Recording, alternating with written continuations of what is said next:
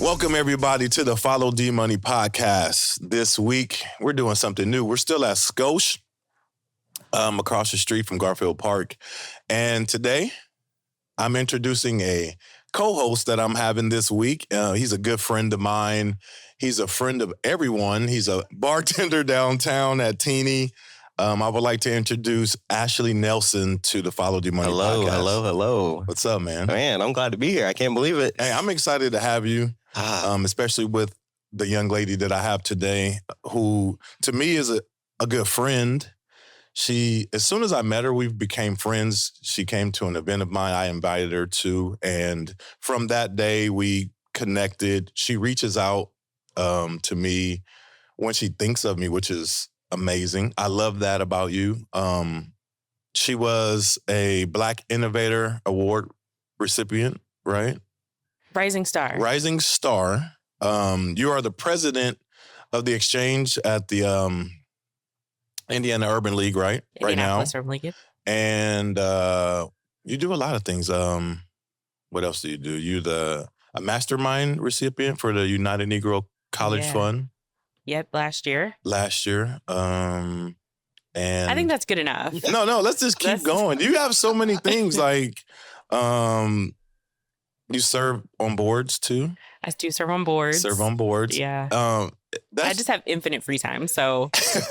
But that says a lot about you. That says a lot about you, and it's important to have people like you in a community because we need people who serve. Because some of us do not serve, and we need to know the resources that are available to us. I want to know what started your journey in service, really.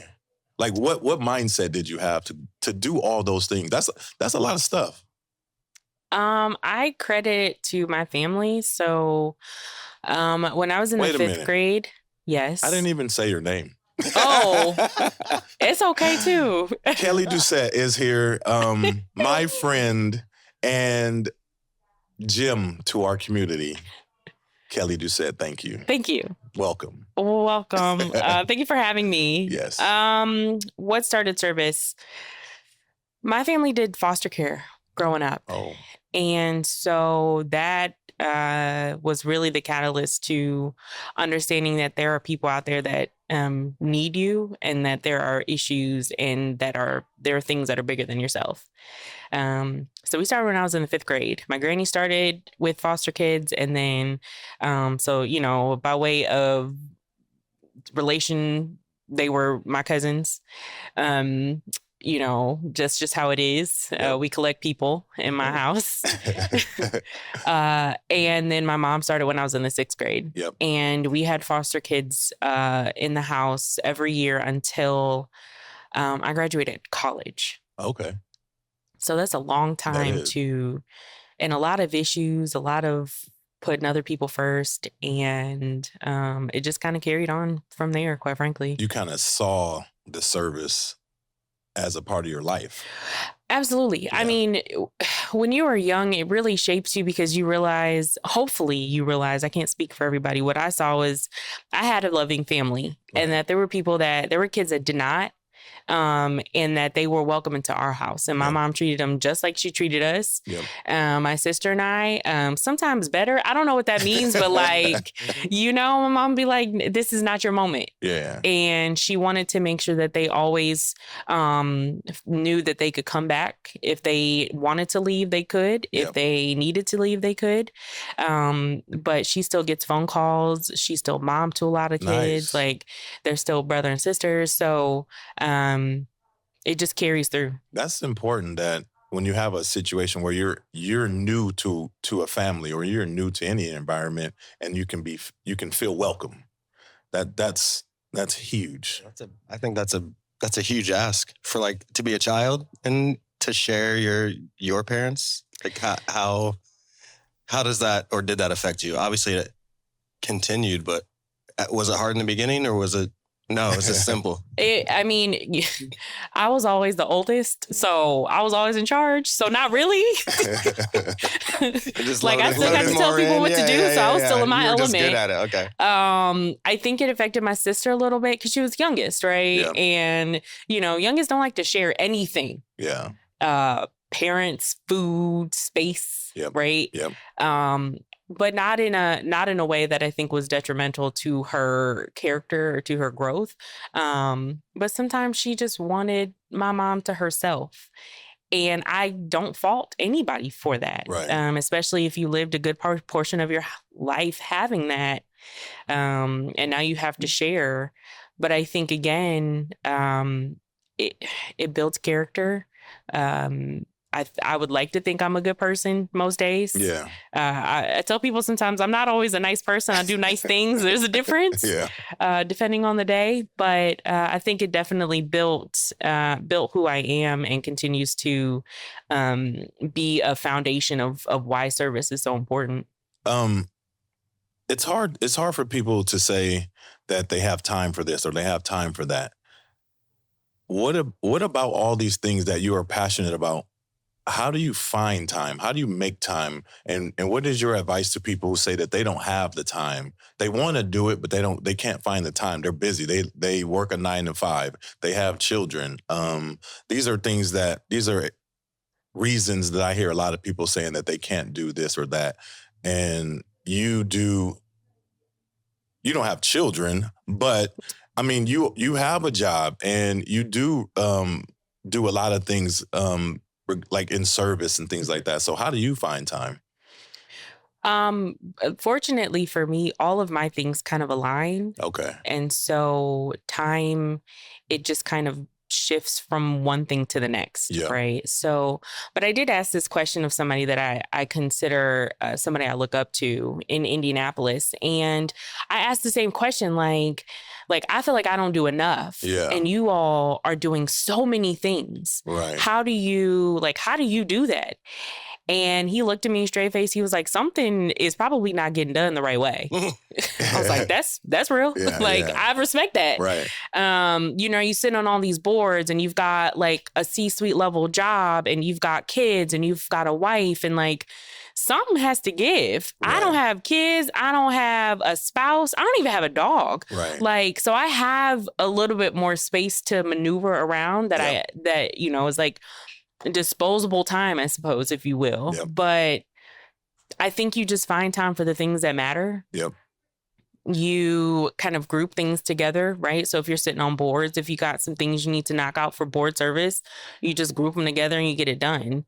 The other part of it is just making sure that you have like immaculate time management.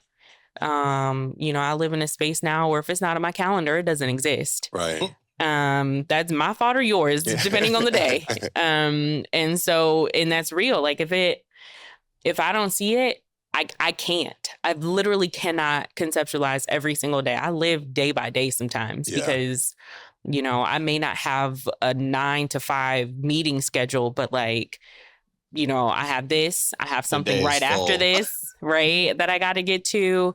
I just figure it out. And quite frankly, some stuff does give. You can't be perfect in all areas, but I think grace is probably the best thing that like you have to give yourself grace to understand that everything's not perfect. Yep. And hopefully you're in spaces where other people give you grace to understand that like everything can't be perfect. Yep.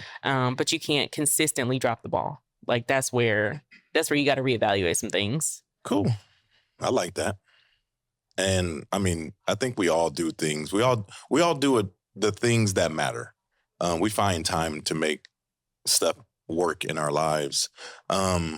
I mentioned that you were the type of friend that reaches out. And recently, is to me, it seemed like it's important that my friends or myself reach out to each other because I'm hurt.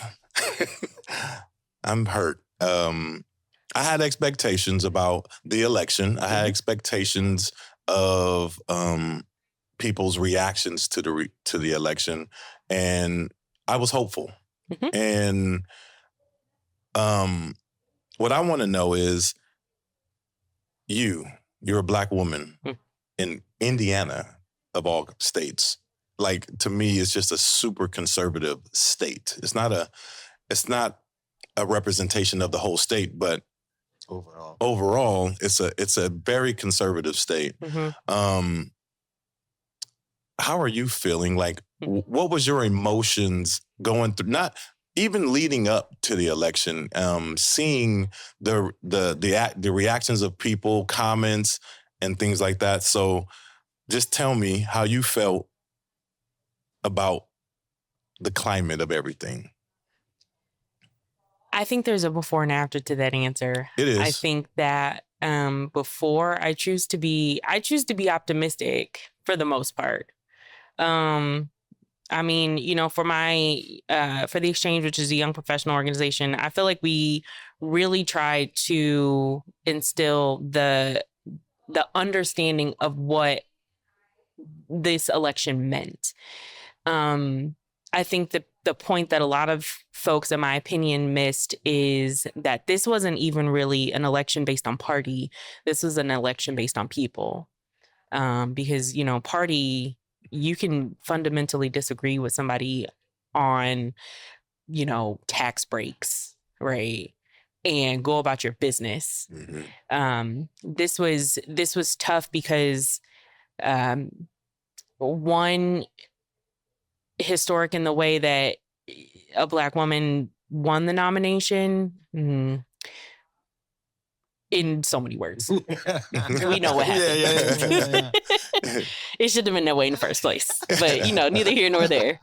But once we got to that point, the thing that is hard is, as a Black woman, we constantly have to prove ourselves. And the thing that was frustrating is that as soon as the nomination was given, it was a lot of questioning on whether or not she was qualified. Right. To be in that position. And that, I mean, outside of the noise that comes with that, there's always this question of whether or not we're qualified. Right. And so as a Black woman, we just sit in that space more often than people probably even know. Mm. Like, we don't apply for jobs because oftentimes we're not 99 to 100% accurate on the job description. And so that's kind of hard to sit in. I tell people all the time, like, I started sitting in a space where I just operate as like a mediocre white man, right? Because there's nobody on earth that has more confidence in themselves to do anything. You know what I'm saying? They'd be like, a doctor. I can cut somebody open. Like, it really can't be that hard. I've seen it on ER. Like, I watch Grey's Anatomy. Yeah, they know they can do anything. Anything. Right. The problem with that attitude is that they are allowed to thrive in that. I can think that way, but I may not be able to thrive because there are so many outside forces that don't agree, right, may not want me in those spaces, don't think that I'm qualified, don't think I'm smart enough, whatever. Don't think, right? There's so many things that go with this. So that was frustrating, but also hopeful on the other side that it could happen.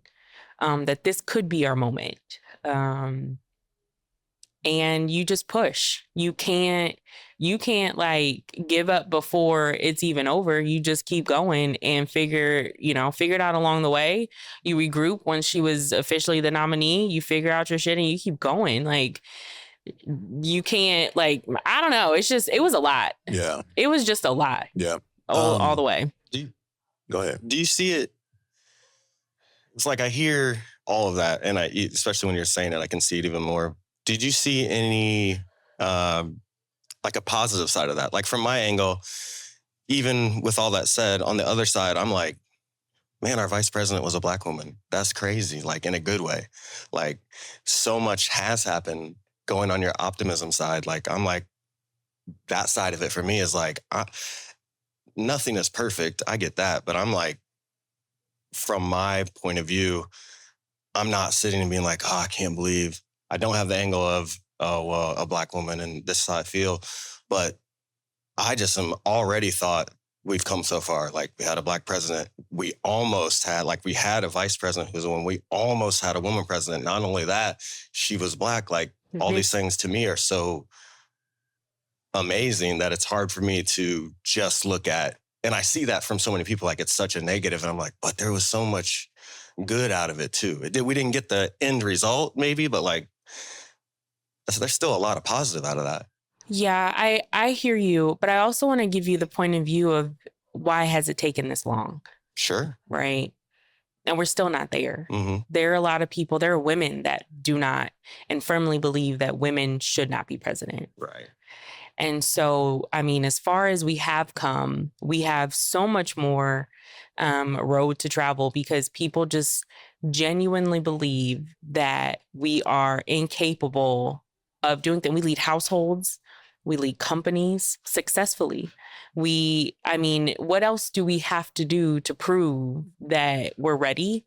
And to that point, yes, we had a vice president, but people still like tore her down notches because, what did she do in 4 years? Sure. Or the question of, well, she's talking about doing it if she becomes president, but why couldn't she do it while she was vice president? And that just leads into a whole other conversation of people that understand the politics and what government roles are.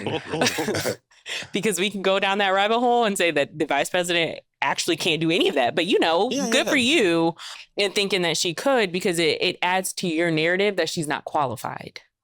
Right. So I think that we were excited. I had my pearls on always, first off, always going to have them. I don't believe in Chucks. They look very uncomfortable, but I put on a sneaker. We were in the house for that one. That was a wild time. But still very much a sense of pride, because what it has also given us, particularly as grown women, is something to still aspire to. Mm-hmm. And I made that point when she became vice president, is when we get older, people feel like we still don't have people that we can look up to or that we aspire to be. And this gave us another opportunity to be like, okay, that's just one more thing to add to our list. And so, yes, there is positive for sure, but there's always going to be this like nagging feeling in the back of our heads that even though she's there, people very much don't like it. And it could be skin color. It could be that she's a woman. It could be that they just feel like she's fundamentally unqualified. I'm not sure why. All things considered. Yeah. Right. That man, does he have a degree? Yeah. I think my what makes me upset about that situation, or not upset, but when you say, let's look at all the good, I think trying to hide what is not good is always what people expect of us. Okay. Look at the good. Okay. You know what I'm saying? And I'm like, but why do we have to look at the good? Mm-hmm. Why can't we look at what it could be instead of looking at the good? Because the good is not as far as we want to go, because we haven't reached that. You understand what I'm saying? So it's like when you have people who say, but you guys made it this far. And they expect us to accept that. And I understand that. And that doesn't make you a bad person. That mindset is not a bad way of looking at things, but it is one that is very submissive for us. You expect us to accept not being a winner, not being at the top of our game. And to your point of not being qualified, we had a person who was at the top of her game. She was, on paper, she was overqualified for any position against a person who was underqualified for probably everything. Couldn't get a job at the airport because he's a felon. Couldn't get a job at a bank because he's a felon. So we have a woman who was at the pinnacle of political success and people were calling her unqualified. And so for me, I can never accept that she ran as a win. You know what I mean? Like to me, the visual is way more important. Representation is way more important to me. Her winning meant that they accepted that this woman did what it took to be in that position. That's how I see it. I see all that. I think it's I think they would have tore down, take it from this angle. They would have tore down anybody. Like anybody who's running, they're going to say, you're not qualified. Why are you doing this? You haven't done that, regardless of who it is. So So anything you're saying is correct, but I'm just saying they would have done that anyway. It doesn't matter if it's Biden still running. They're going to say, obviously, he's old, he's this. Like, it doesn't matter who it is. They're going to say they're trash, both sides. But if the perspective is, you know, she wins and being seen, and like, I agree with all of that. I just think this is how I am. I'm always on the other side of the argument just because I want to talk about it. So I really do just see it. Like, I think that it's not only because, sure, there are people who don't want to see a woman, don't want to see someone of color. Like, all of that is true, but I don't know that even the election it's not like it was like 99-1 or anything like that. Like, it's not split that far. And I think that some people, when you're getting the part that actually slides the election, which is less, is just people who are able to be influenced. And that gets me into saying, like, there could have just been the race, how it happened. Like when we were saying, like, she was elected, and you're like, well, you know, I just think that there were nooks and crannies that got into people's mind to get them to think, oh, maybe we should look this way, because it's just that little minute thing that can change them. Because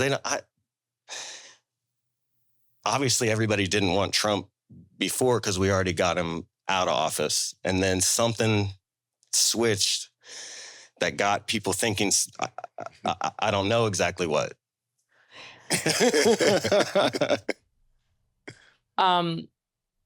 Couple things to that. Yeah. One, you know, when you're talking about progress and we're discussing, you know, that we always have in the back of our mind that we could be, but there are so many barriers that were put in front of us that we couldn't. Because us having this opportunity to have a Black woman to run for president is not something that we are afraid to dream of, right? But what happens is that we are still technically in the minority when it comes to that vote.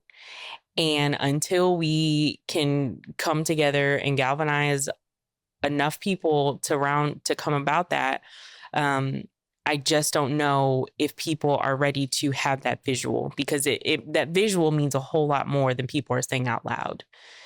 To your point about why, when 45 got in office, he inherited an Obama economy, right? And Obama had 8 years to turn it around. And we're talking a housing crisis. We're talking damn near recession. Like, we are talking some serious things. And so when you have 8 years to do that, and to put some serious things in place to make sure that the people who you serve are good, then the goal is to carry that through. And so when 45 got in office, he inherited an economy that was thriving. And so, you know, so many words. He had 4 years to really destroy it, which is what Biden inherited, right? It doesn't take 1 year to change anything. And I think, you know, sometimes people get confused if a law is passed or if something happens that it will take a year for that to really make a difference. It takes years, plural, for that to not only be enacted, but for it to really make an impact. So that's where we're at now, right? We are actually dealing with the implications of 45, and 45 will come back, right? And do it again. And we will see what the Biden administration has done. That's really in my opinion, that's really where impact lies. Is what is the impact after you leave? And so we will see if it was as bad as people said it was. We will also get to see what Trump does in that situation too, right? How does he really fold under pressure? We saw it with COVID. He does not fold well, right? His people do not fold well. And so when we're looking at appointments, when we're looking at the potential of people to run these departments, you know, that is when we're talking about elections. And when I'm talking about, people really focus on president, vice president duo. I have really in-depth conversations about what that means.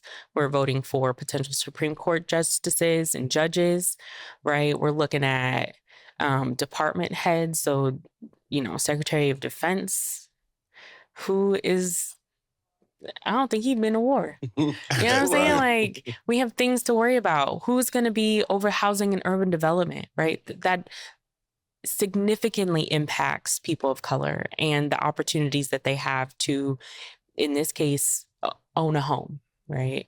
What are we going to do with the Department of Education if it goes away, right? So, people are thinking singularly about the election, but like, it's a lot that goes into, and so to come back to all your points is when we're talking about qualifications, right? In theory, he may not be qualified, but if he wasn't and he put people in place that were, I could actually deal with that. I could rock with that. But it's like a trickle down of like dumb shit after dumb shit. And so like, it's hard to deal with that, right? Because that is what affects people. It's not the president, it's the people he put in place to put everything else and maintain everything else that I'm actually more concerned about. That's fair. This conversation is important, and what I want to ask you both is, why does it seem, well, in my life, it seems that having these kind of conversations seems to disappear, especially in the time that I feel frustrated, or I feel hurt, or I feel alone, or I feel like no one is hearing me. But how this one is flowing so well, you're hearing each other, and you're allowing each other to speak, and you're voicing your opinions. How do you guys daily deal with having these perspectives and sharing them with friends who may share a different perspective? How important is it to you that you are able to communicate what you feel? Sure, yeah, because this is happening right now in my life. It's very important to me, especially if not mainly with my friends. I'm having this conversation with almost all of my friends and handling it the same way. And sometimes people get heated and sometimes they don't. But at the end of it, I've said multiple times, if I can't have a conversation with my friends about the hard things, like, who can I? Like, what are we doing? Like, if I can't ask you, or you tell me something and me just ask you the other side of it, and you explain to me and me explain, like, then I don't know what we're doing, because then I don't know what friendship is. So that's just the angle I come from. And I try to keep this kind of attitude, and probably a lot more loose than this, just in my life in general. But I have said those words, that if I can't have this conversation with my friends, what are we doing? Man, I have a lot of conversations. As I get older, I realize that, who you can have conversations with is fundamentally important to who you become as you get older. There's pros and cons to that. The cons is sometimes you don't get an outside perspective, because the people that you surround yourself with are generally people that are like-minded.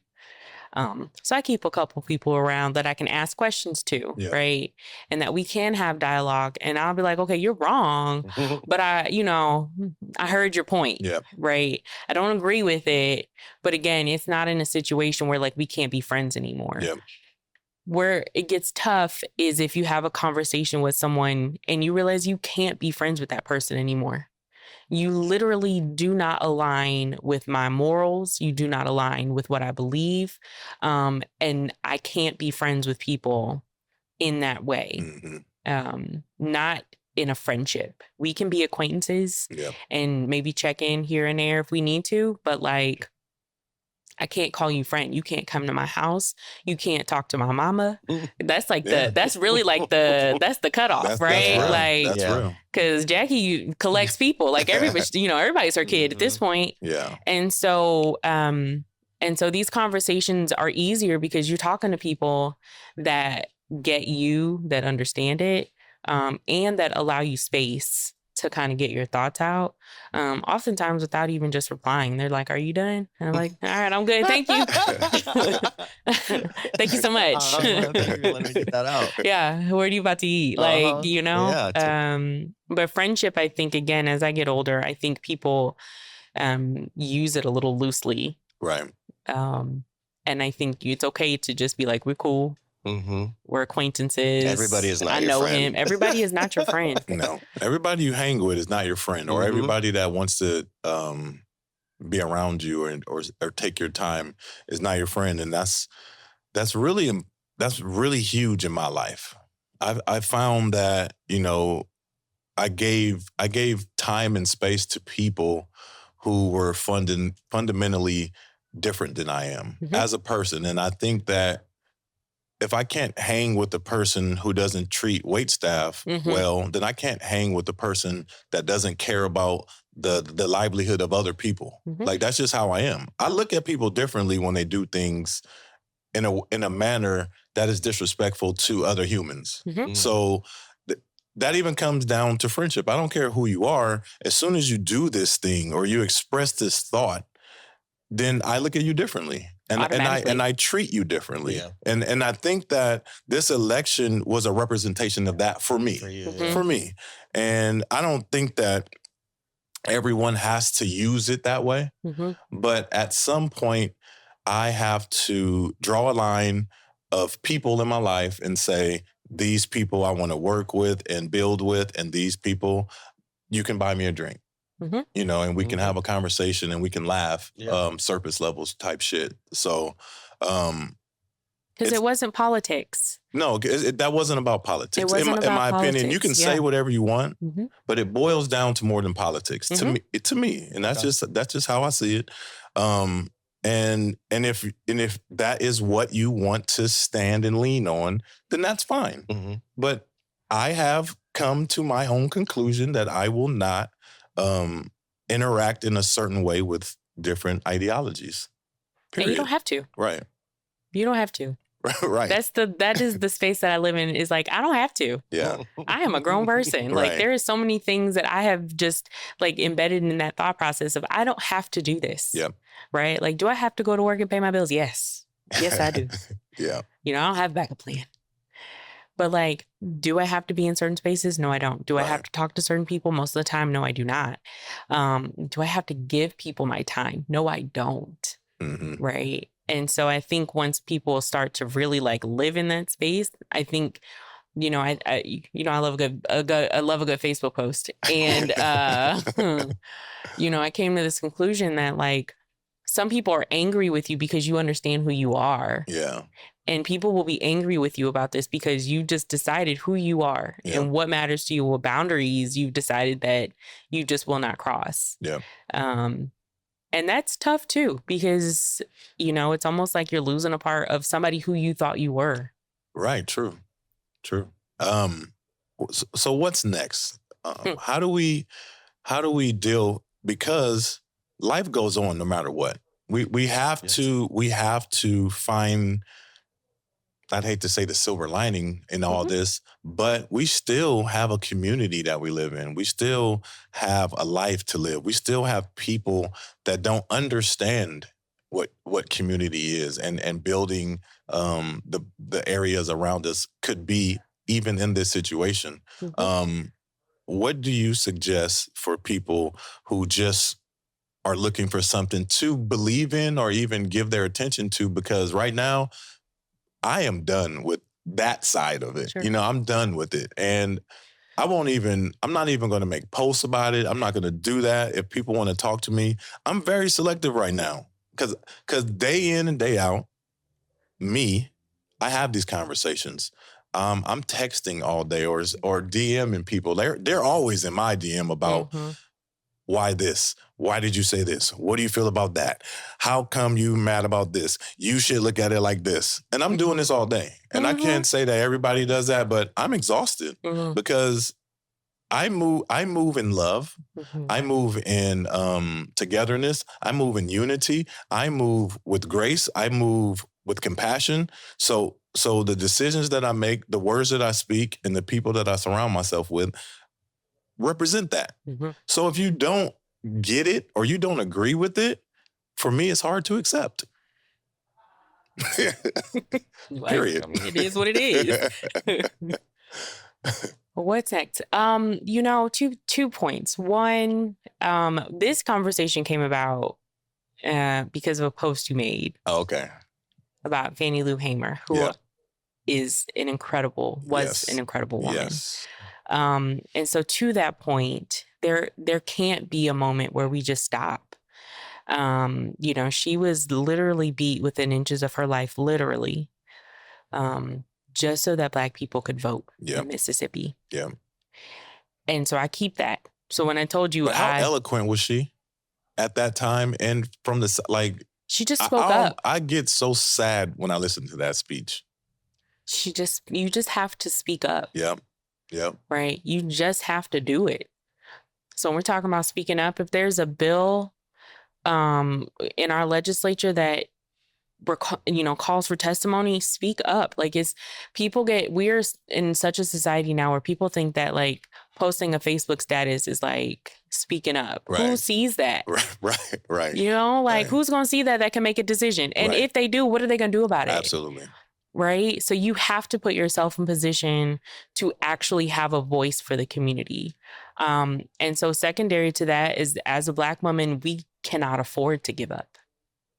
I know that there is this sentiment that we're just going to sit back and kind of watch, the world crumble. And I just don't live in that. Yeah. I cannot live in that. Right. And quite frankly, I will not. Right. Because if we do that, then what was it for? A setback is a setback. It is not a time to stop. It's not the time to quit. Right. You know what I'm saying? Men have been losing with the same football team for decades. You know what I'm saying? And they keep coming back every year. People keep coming back to the Bears every year. Right. You know what I'm saying? Yeah. You have to. They never give up. Change quarterbacks, change team coaches.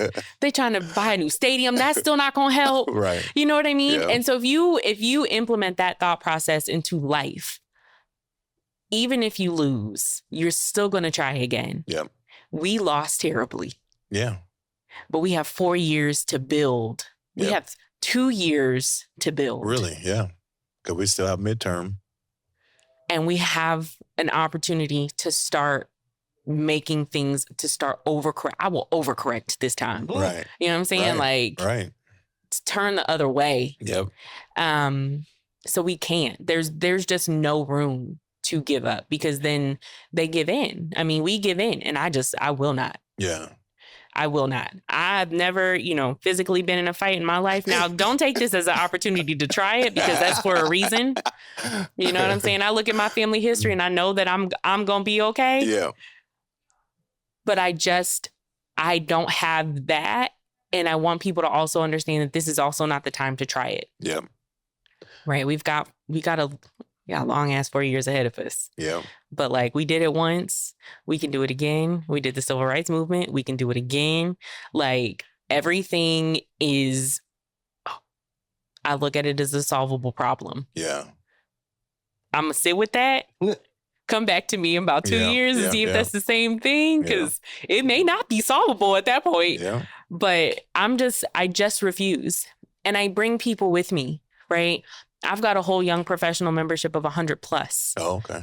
They come with me. Dang. Right? Yep. So Wednesday after election, I'm in mourning. I wore all black. You know what I'm saying? Yeah. It was a tough day. But what I did that morning, before I even got out of bed is I sent a message to my members to say, I understand that this is tough for a lot of you. I can't say that it's tough for all of you because I don't know everybody personally to that extent. But what I can say is that regardless of how you feel, my motto is that we have shit to do regardless. We have people that need to be fed. We have people that need to be housed. We have people that we need laws passed. We need things done. So this is one element of it, but there's a whole other side that we have to get done. So take today and do what you need to do. But tomorrow we got shit to do. Even if it gets harder, I mean, we still have to do it. We still have to do it. That's how I feel. And we have to do it together. I think that is the biggest piece of all of this is that we are so singular in how we do things and how we move and how we think, right? Elections are singular now, you know, especially for Black people. There was this collective, particularly, you know, in the 60s and 70s, when it was time to get someone in office, you pick a person and you put your full effort behind them. We are singular voters, one issue and we vote, as opposed to thinking about our communities and what's best for them. So once we start really changing those mindsets, hopefully it can be better. And this is not even like a one side versus the other situation, because if there is a Republican that I believe is going to do what needs to be done, then you have a responsibility to your community to make sure that you're doing what's right. But so many people are just staunch in the way that they think. I think people's definition of community is so varying. So it's hard to understand how to protect that community when you don't have a definite definition of what community is, and the fact that community requires a little bit of sacrifice. And I don't think that a lot of people understand that. For our community to thrive, it may be something that I would have to give up to make it better. And in doing so, it helps the community to become safer, healthier, funded, and things like that. But it may be at a cost to me. And to me, that's what putting the community first means, is understanding that I want you to live a good life. I want your daughter to live a good life. I want you and your family to live a good life. And that means that I have to give up something, you know, and not like, I'm not mad that I pay more for bananas. You understand what I'm saying? Like, I get it. I understand it. But if you're happy and the young adults in the community are happy, it's a little bit safer because they're not worried about where their next meal is coming from. They're not worried about getting medicine for grandma. They're not worried about doing all these things that they have to do extra because it's not available to them. I want the community to be taken care of before I'm happy, because I'm going to make sure I'm good no matter what. And there are people that need a little more help than I do. We don't want to sacrifice anymore. I think people are just tired of sacrificing, right? It's like, it's generational sacrifices. People want everyone else to sacrifice. Like, I'm tired. So that is good for them. That's so crazy to me. Like, I sacrifice my time. Right? A lot of my time. And for the people around you. I want my people to be good. Like, I don't even think people know to what depth, right? I want them to be okay. And that takes a lot of sacrifice. What I don't like is meetings that are meaningless. Right. So don't waste my time. If I'm going to stay here, we have to make sure that something is getting accomplished. I want, I'm so passionate about young professionals, particularly young Black professionals, and making sure that they are seen and that they have a voice. I talk a lot, but I'm also not afraid of really too much anybody. There's nobody that I won't speak to and voice how I feel about something. A title does not mean anything to me, because if it does, then let's figure out how we're going to make it work for me. Yep. and the people around me. Yep. Because if all you have is a title and you're not doing anything with it, you can give it back at this point. Right. What is the point? Yep. I just want my people to be good. And my people is so wide. Right. Right? It's not one thing. It's not one person. It's not just my family. Yep. It is anybody that I come in contact with. I collect people. Yep. Along the way. Yep. You collect it now. I think what you're saying though is like, okay, so you say Black women, like that's important to you, but then beyond that, it goes beyond that. Some people think that I'm saying, and they probably think that you're saying like, oh, she just cares about Black people or Black women. But really, there's more than that. And I'm saying on the other end, if I say, I just want my people, meaning everybody, I want everyone to win. And people are like, well, what about these people only? And I'm like, yes, I want that too. I'm not saying I don't want that. You know what so it's not me or you saying, I really think that people are getting caught up in not you saying this was big and we wanted, a Black woman to be president and it's something for people to look up to. But overall, that's a win that then makes everybody win. And I understand. I think that's getting lost to a lot of people thinking that somebody means something too definitive for them to be like, oh, I can't, that sounds bad, when really you're just saying, no, I want everyone to win in the end. But it takes bringing others up to get to that point. Yeah. If our most vulnerable are taken care of, everybody else is good. Right. And so when I say my people, I mean it all. If our most vulnerable in all capacities, all meanings of that word, if everybody is taken care of, then everybody is good, right? The problem is everybody feels like if somebody else is being taken care of, that they're losing something. Right. Right. And that's rarely the case. It just means that you might have to put a little bit more in taxes. You might have to pay a couple of extra dollars for a banana. But it means that everybody is now safe, housed, not hungry, not cold, or hot in Texas, I guess. I don't know. But people don't want that, right? I mean, I'm sure it's a whole nother conversation about just an oppressive mindset and what that means, right? But if you move out of that and you want everybody to be good, it doesn't mean that you have less, because somebody needs to work at fast food. It doesn't mean that your job is being taken. Right.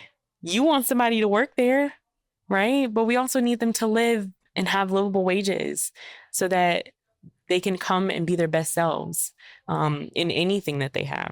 But a lot of folks don't want that because they like the feeling of being on top. I think also to that point, I think that when people hear that I want Black people to be good, they hear that you only want Black people to be good. For sure. Which if I'm always talking about representation. Like, I like to be represented. I like to I'm always all Black everything. When I watch Survivor, no matter what, I want the Black person to win. I always want them to win. Yeah. But they always pick a Black person I don't like. Yeah. But without knowing any attitudes or anything, I'm picking the Black. We want them to win. Because I'm want to be represented. Okay. Mm-hmm. Yeah. So when I look at elections and I look at anything that I have to vote or just look, or even movie stars and everything. Mm-hmm.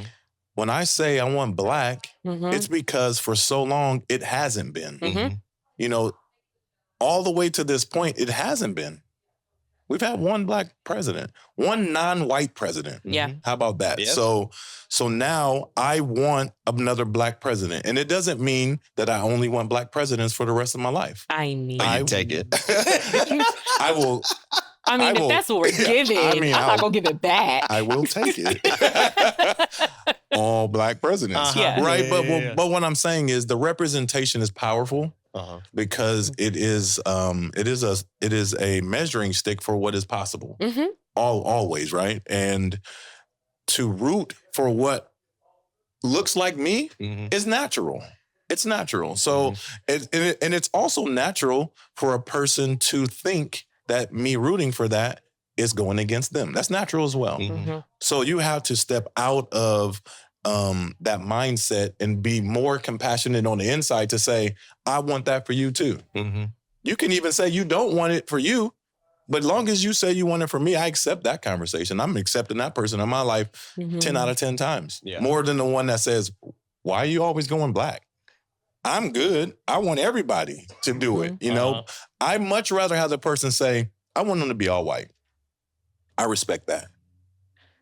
100%. And I'm sitting with that person, having dinner with them. That's, you know, I get it. I'm doing that. They're just because a lot of people pretend to be more than what they are, in my opinion.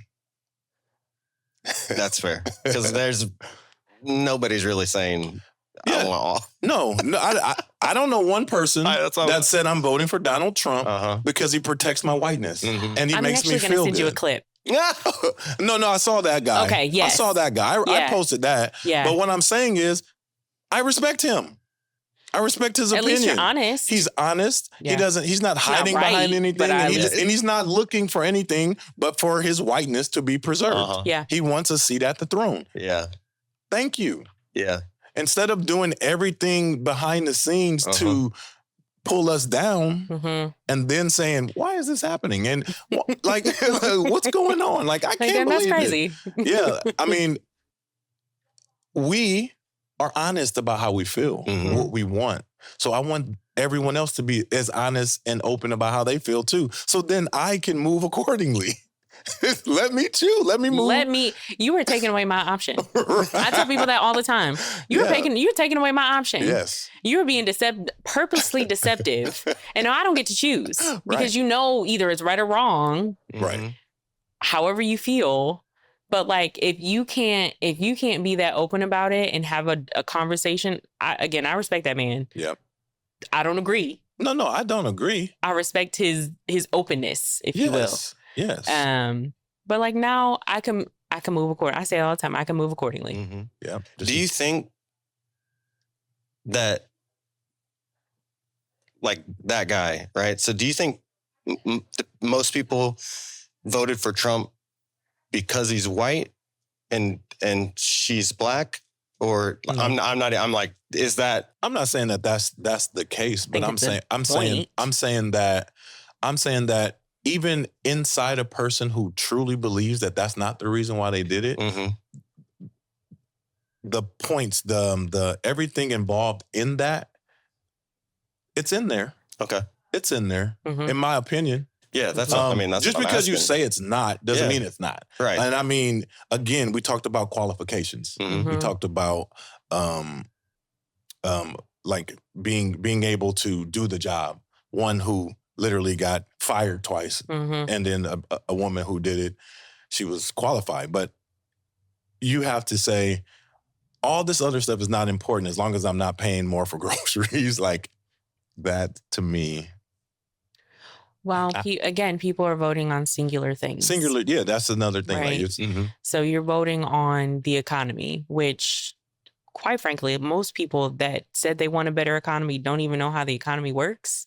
So that's also a fascinating thing, right? They don't even know how we got here. They just know that they're paying more. Yeah. And so when you have someone that is giving you concepts, if you will, of a plan, you go with that because that gives you hope to think that that's going to put more money in my pocket, as opposed to, a campaign that is talking all issues, right? We're talking about people. We are talking about rights. We are talking about livelihoods. And people are like, I don't actually care about any of that. I want to pay less at Meijer. Right. Yeah. And if you can do that. Yeah. So you understand that correlation, right? Like, like you're saying, I don't want to pay more in taxes. But at the cost of this woman not having rights, and at the cost of the Department of Education disappearing, at the cost of all these things, you're saying that not paying more in taxes or paying less for groceries or putting tariffs on something that you don't really understand what that is. You don't know what it is. You're saying that those things are more important than what happens to everybody else. Yeah. Because you are affected differently. And for me, when people have that mindset or they choose that ideology, I separate myself from those people. Mhm. You don't have to tell me what you are because you have shown me what you are. Mhm. And that's fine. I'm not saying that that's a bad thing for them. I'm saying I move accordingly. Period. But we're gonna end the podcast now. But before I end it, I have a segment that I call This or That. And I ask you if you rather have this or that. You both can answer if you like. If you don't answer, so what happens is when you answer, I donate $10 to charity. And if you don't answer, they don't get any money. Like for that question. But I do $10 per this or that. And how many of this or that's are there? It's and is it $10 per person because there's two of us? No. I pay. I understand what I'm saying. So is it $20 per question today? That's the real we want to know. Is it 20? If we both answer, that's well, if you guys both answer, but if there's a question where Right. you both don't answer, then I'll not pay. But This is teamwork. it's This is $10 called per community. question for me. that's what I'm saying. So we can get you a 20. Unless there's question. somebody that wants to sponsor this or that, then Yeah. Well, we're That's just correct. wondering because that's what community is. You work together. Yeah. Correct. Yeah. All Against right. you. Yeah. So are you guys ready for this or that? We are ready. Absolutely. Okay, so and it's random, okay? So Okay. First one is Jennifer Hudson or Fantasia. Fantasia. Bam. I'm gonna go Jennifer Hudson. Okay. Breakfast, lunch, or dinner? Lunch. I'm a big breakfast guy now. Oh, okay. I didn't used to be, but I am because you have a now. baby now. I'm up. I'm You up. up there. Malcolm or Martin? Martin. I'll go Martin. Okay. Summer, spring, fall, or winter? Fall. Oh. Sweatshirt weather. I like spring. Spring. Okay, that's a good one. NWA or Wu-Tang? I'm going to go NWA. My girl. Wu-Tang is for the children. Wu-Tang for the kids. For the kids. All right. Jay-Z or Nas? I'm a Jay-Z girly. Okay. I'm Nas. Okay. Mary J or Mariah? Mary J. All day. She got them boots. She got Yeah. Oh, wait. Okay. For any reason. Based on just pure talent, I'm going to go Mariah. I'm going Mariah, but Dang. I'll go Mary J. But Mary J got the moves. Yeah. Pizza, tacos, wings, or burgers? Wings. are you saying pizza tacos? Like Pizza, taco. Comma. Pizza, comma. Comma. Pizza, comma. Tacos, comma. Yeah. Wings. Wing burgers. No. Yeah, I'm like, wings okay. or burgers. Wings. Wings. Okay. Yeah. I'm going tacos. I've been on this homemade, I'm not making them, eating somebody else's homemade pizzas. So I'm going to go pizza right now. Okay. I mean, you can't go wrong You can't with go any wrong of with those. any of them. Yeah. Absolutely. Barack or Michelle Obama? Michelle. Surprise. Barack would choose Michelle too. He's a smart man, that's Facts. why. I'm going to go Barack. Yeah. Fair enough. He's the man. Nap or nothing, or we don't run from adversity. Nap or nothing for me. Yeah. I like We Don't Run. Yeah. Yeah. Right. I know you'll know these, but I don't know if you'll know them. Okay. Kevin West or Sonny Finger Creations artists. I'm going to go with Kevin West. Okay. I don't know that. Okay. Yeah, they're local artists. Two very dope ones, Yeah, by the way. I'm sure. Both my boys. Mm-hmm. But that's it, though, guys. I really appreciate you guys answered all of them, so I'll be donating Oh, we were going to answer all of them. We're just I had taking your to stare money. you That's down. all. $110. I love it. What's the organization? It doesn't matter. I love that for you. Yeah, I'm just gonna decide when Okay. when the episode comes out, so then I'll let everybody know. So, Okay. Yeah, but that's it. Thank you for sitting with me on the Follow the Money podcast. I loved having a co-host today. This is great. I did love it. Thank you for spending time with me. Your time is Anytime. precious, and I do appreciate it. Anytime. please, everyone, tune into the Follow D Money podcast. Go to followdmoney.com, check out what we're doing. And hopefully I can get a newsletter out because I plan on being extra active in the community in 2025. And I want everybody else to be involved if they want to. Mm-hmm. I'm going to be involved. So if you want to join, I will let you guys know what I'm doing. Perfect. Thank you for coming. Thank you for the conversation. Thank you. Peace. Bye. Yeah.